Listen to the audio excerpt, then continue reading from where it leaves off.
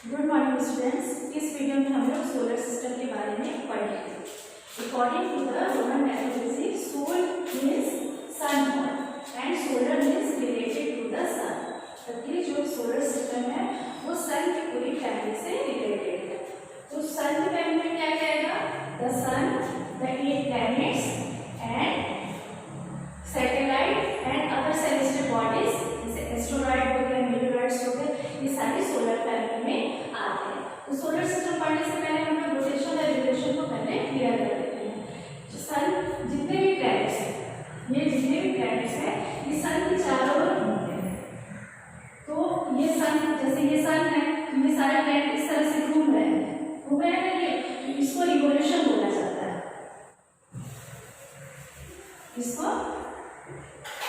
इसको रिवोल्यूशन बोला जाता है। और जितने भी प्लैनेट हैं वो अपनी एक्सिस पे भी घूमते हैं, जैसे ये इस तरह से ये अपने एक्सिस पे भी घूमते हैं। ठीक है, तो इसको रोटेशन बोला जाता है। आप लोगों ने तो देखा ही होगा, ये ग्लोब है। तो ग्लोब क्या होता है? Globe is a model of the, ये अर्थ का एक मॉडल। तो जितने भी प्लैनेट्स हैं वो अपनी एक्सिस पे भी घूमते हैं। अर्थ भी जो है वो भी अपनी एक्सिस पे घूमती है और उसके रोटेट होने के चलते ही जो है दिन और रात होते हैं। हम लोग बोलते हैं ना, सूरज निकल गया, सूरज डूब गया। तो सूरज नहीं निकलता है ना डूबता है, सन जो है वो एक ही जगह पे रहता है। अर्थ जो है वो रोटेट होती है, जिसके कारण कि हमको लगता है कि सन निकल रहा है और सन डूब रहा है। अर्थ जो है वो वेस्ट से ईस्ट की ओर इस तरह से घूमती है, जिसके कारण कि दिन और रात होते हैं। तो रोटेशन रिवोल्यूशन आपको समझ में आ गया? रिवोल्यूशन में जो सन का चारों ओर घूम रहे हैं वो रिवोल्यूशन, और जो अपनी एक्सिस पे इस तरह से घूम रहे हैं वो रोटेशन। ठीक है, तो सोलर सिस्टम में 9 प्लैनेट्स आते थे, लेकिन अगस्त 2006 में इंटरनेशनल एस्ट्रोनॉमिकल यूनियन ने प्लूटो को ड्वार्फ प्लैनेट डिक्लेयर कर दिया।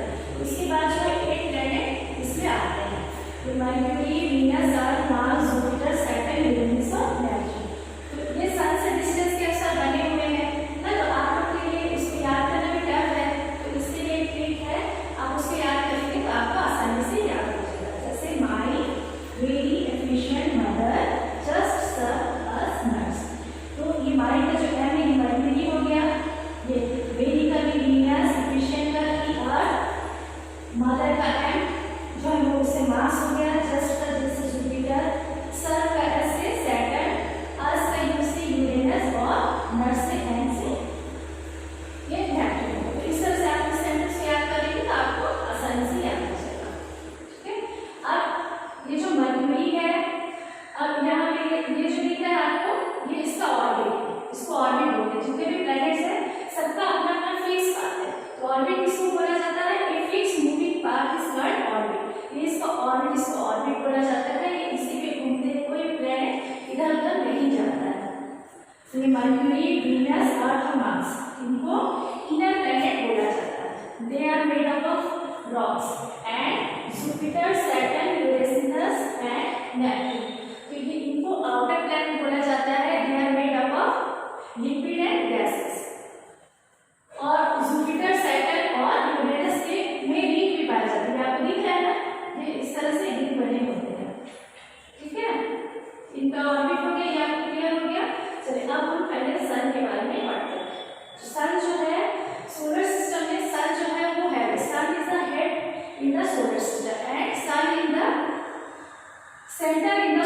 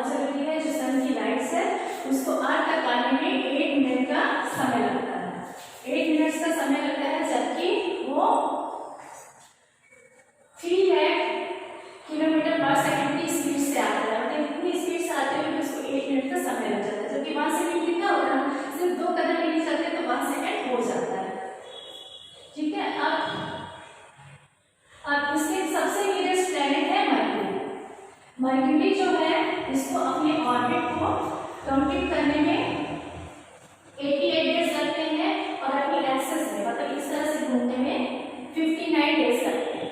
मतलब कि अर्थ में जब 88 डेज होंगे तो वीनस का मर्क्यूरी का में 1 ईयर होगा और जब अर्थ में 59 डेज मतलब कि 59 में तो 2 महीने हो गए, तो जब 59 डेज होते हैं तो मर्क्यूरी में जो है 1 डे होता है। अब यहाँ पे देखिए आप मर्क्यूरी जो है सबसे नियरेस्ट है ना, तो सबसे ज्यादा हॉट इसी को होना चाहिए ना, सबसे ये है। तो यदि यहाँ पे मान लीजिए कहीं पे आप जाइए, आप यहाँ खड़े हो, आपका फ्रेंड यहाँ खड़ा है, तो आपको सबसे ज्यादा हीट लगेगी ना, आपसे कम किसको लगेगी। लेकिन यहाँ पे ऐसा नहीं है, यहाँ पे क्या है मर्क्यूरी सबसे नियरेस्ट होते हुए भी हॉट प्लैनेट नहीं है, क्योंकि मर्क्यूरी में जो है एटमॉस्फेयर नहीं पाया जाता है। एटमॉस्फेयर नहीं होने के कारण जो सन की जो हीट आती है, एटमॉस्फेयर होता तो वो हीट को होल्ड करके रखता, लेकिन एटमॉस्फेयर नहीं पाए जाने के कारण जो हीट है वो आती है और चली जाती है, जिसके कारण कि ये हॉट नहीं होता है। ठीक है, इसके बाद सबसे हॉटेस्ट प्लैनेट है वीनस। वीनस सबसे सोलर सिस्टम में सबसे हॉटेस्ट प्लैनेट है। इसको अर्थ का ट्विंस भी बोला जाता है। अर्थ का ट्विंस इसलिए बोला जाता है क्योंकि इसका शेप और साइज जो वो अर्थ से काफी मिलता जुलता है, इसलिए इसको अर्थ का ट्विंस भी बोला जाता है। मर्क्यूरी को अपने ऑर्बिट को पूरा करने में 255 डेज लगते हैं और अपनी एक्सिस पे घूमने में, इस तरह से अपनी एक्सिस पे घूमने में 245 डेज इसको लगते हैं। इसके बाद है अर्थ। ठीक है, अर्थ जो है अपने ऑर्बिट में कितने दिन में घूमते हैं तो आपको पता होगा 1 ईयर लगता है ना, मतलब 365 डेज इसको अपने ऑर्बिट को कंप्लीट करने में लगता है और अपनी एक्सिस पे घूमने में उसको कितना दिन लगते हैं, वो मतलब 24 आवर्स लगते हैं। अर्थ को जो है ये पोल के पास, ये जो आपको दिख रहा है ना, ये नॉर्थ पोल है और ये साउथ पोल है।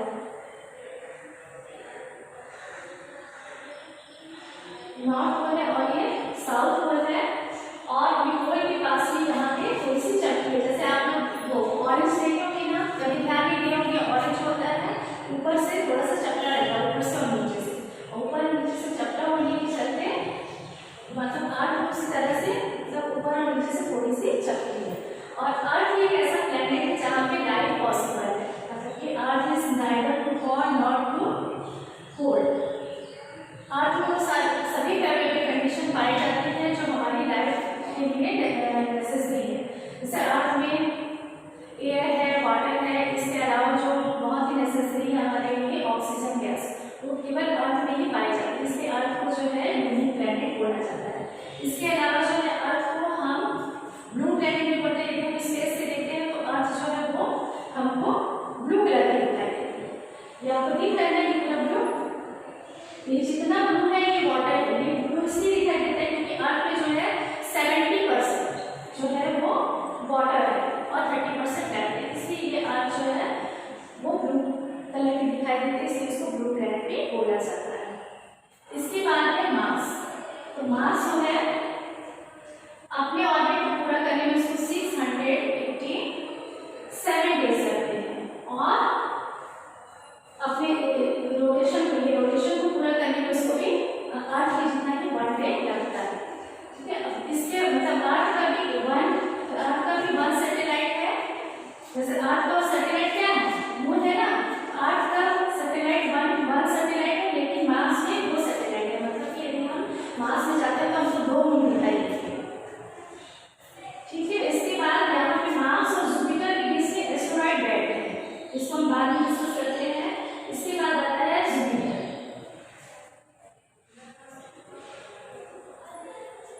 जुपिटर को याद रखना है, मार्स के बाद जुपिटर। तो जुपिटर को अपने ऑर्बिट को पूरा करने में 11 ईयर और 11 मंथ्स मतलब 12 ईयर्स लग जाते हैं और अपनी एक्सिस में घूमने में उसको 9 ईयर्स और 9 आवर्स और 56 मिनट्स लगते हैं, और मतलब 10 आवर्स लग जाते हैं। मतलब कि यदि हम यहाँ पे जुपिटर में 10 ईयर्स के दिन और रात दोनों होते हैं और इसका जो ऑर्बिट है मतलब ये अपने ऑर्बिट में कितने दिन घूम रहा है 11 ईयर और 11 फर्स्ट 12 ईयर्स, मतलब अर्थ में जब हम 12 ईयर्स तक रहेंगे तो जुपिटर में तब तक 1 ईयर ही होगा। और जुपिटर में 53 मून्स मिलते हैं। हम जुपिटर में जाते हैं तो हमको वहाँ कितनी मून दिखाई देगी? 53। इसके बाद है सैटर्न।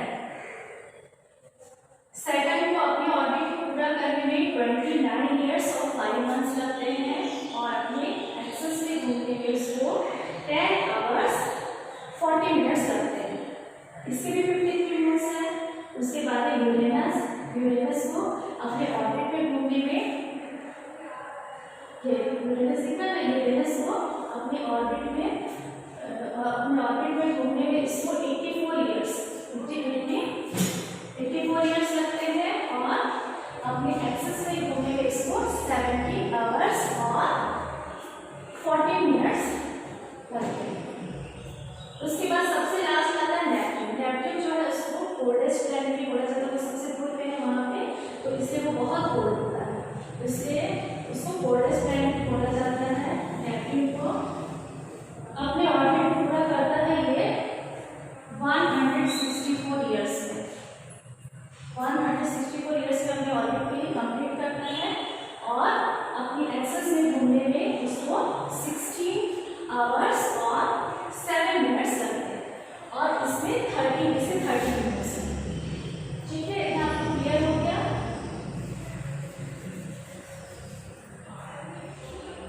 अब इसके अलावा यहाँ पे एस्टेरॉयड बेल्ट, ये आपको देखते हैं ना, एस्टेरॉयड बेल्ट क्या है?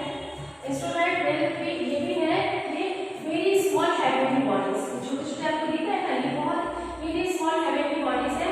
ये भी जो है सन के चारों ओर घूमती है। आपको ये याद रखना है कि एस्टेरॉयड बेल्ट कहाँ पे पाया जाता है? तो ये कहाँ पे पाया जाता है? मार्स और जुपिटर के बीच में पाया जाता है।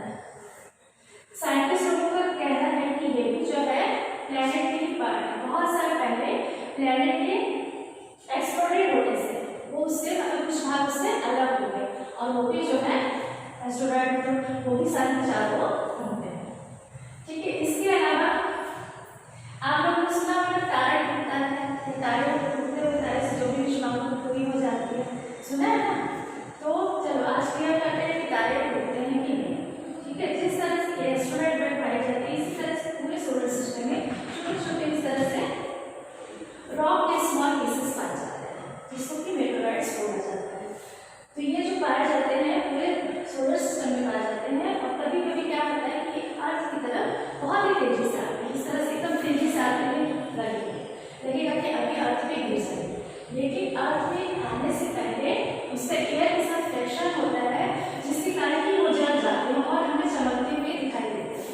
तो इसको शूटिंग स्टार भी बोला जाता है और ये लगेगा कि तारा टूट के गिर रहा है ना, हम सोचते हैं कि विश्वास में पूरी हो जाएगी, लेकिन वो तारा नहीं है, वो मेटेओराइट्स है। लेकिन कभी-कभी क्या होता है कि वो अर्थ आने से पहले जलते नहीं और डायरेक्ट अर्थ पे गिर जाते हैं, लेकिन जब अर्थ पे गिरते हैं तो काफी डैमेज होता है। अब इसके बाद हमारे सोलर सिस्टम में और क्या आता है? सैटेलाइट। ठीक है, सैटेलाइट अर्थ का एक सैटेलाइट है जो कि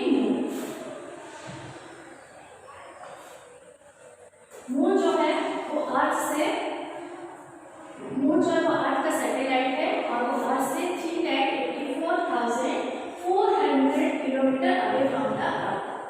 और मून को अर्थ, जैसे ये अर्थ है, प्लैनेट जितने हैं वो सन के चारों चक्कर लगा रहे हैं और जो सैटेलाइट होते हैं वो प्लैनेट के चारों ओर घूमते हैं। तो जो मून है उसको अर्थ का चक्कर लगाने में 27 डेज लगते हैं। उसको अर्थ का राउंड लगाने में पूरा ये राउंड लगाने में 27 डेज लगते हैं और 27 डेज में भी वो अपनी एक्सेस में भी इस तरह से वो अपनी एक्सेस में भी 27 डेज में ही घूमता है। इसीलिए क्या होता है कि हमको हमेशा मून का हाफ पार्ट ही दिखता है, इस तरह से हमको हाफ ही दिखता है। जब उसके 27 डेज कंप्लीट होता है उससे मतलब हमको फुल मून एक ही दिन में दिखता है। इसके अलावा जो है मून में ना तो एयर है ना वाटर है, मून में मतलब कोई भी ऐसी फेवरेबल कंडीशन नहीं है कि वहाँ पे लाइफ पॉसिबल हो, बल्कि वहाँ पे बहुत ऊंचे पहाड़, माउंटेन है, प्लेन है, जो कि आपको फुल मून डे के दिन में यदि आप देखेंगे ना तो उसमें आपको मून की तरह से शैडो दिखेगी। तो बोलते हैं ना चांद पे भी दाग, तो चांद पे भी दाग आप देखेंगे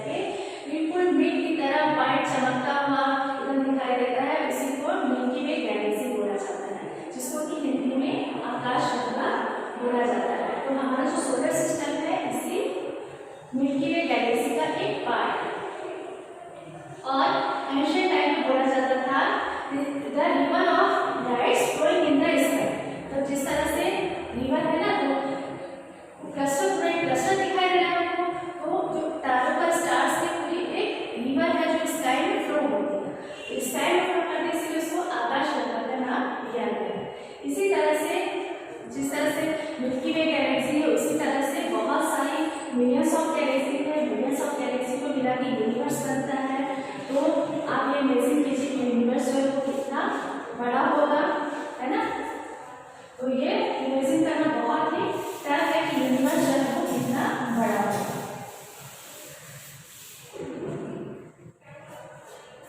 तो इस तरह से हम कहाँ रहते हैं, हम कहाँ रहते हैं, इस अर्थ पे रहते हैं। अर्थ जो है वो क्या है, सोलर सिस्टम का पार्ट है। सोलर सिस्टम किसका पार्ट है, मिल्की वे गैलेक्सी का, और मिल्की वे गैलेक्सी क्या है, यूनिवर्स। इस तरह से पूरा यूनिवर्स है। तो आपका ये लेसन कंप्लीट हो गया है। आप इसका क्वेश्चन आंसर का पीडीएफ में आपको सेंड कर दूंगी, आप उसको लिख लीजिएगा। आपको ज्योग्राफी के लिए प्रैक्टिकल कॉपी बनाना है और उसके वाइट पेज में आपको इस तरह से सोलर सिस्टम को भी बनाना है। ओके, यदि आपको कुछ चीज़ समझ में नहीं आई होगी तो आप व्हाट्सएप